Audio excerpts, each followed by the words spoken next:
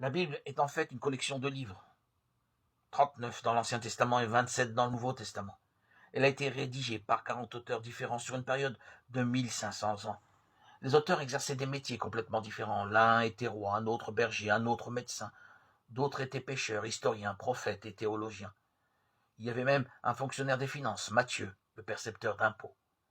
Certaines parties de la Bible ont été écrites pendant que les auteurs se trouvaient au cœur d'événements extrêmement dramatiques, emprisonnés en grande souffrance ou face à la mort, alors que d'autres parties ont été rédigées lorsqu'ils étaient au comble de la joie, en train de fêter la victoire d'une bataille, lors d'une fête pour un mariage ou lors de la naissance d'un enfant.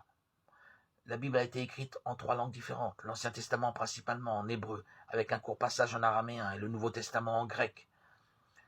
La plupart des auteurs ne se sont jamais rencontrés. Malgré tout, la Bible se lit comme la révélation continue de la relation de Dieu avec les hommes. On pourrait presque penser qu'elle est l'œuvre d'un seul auteur.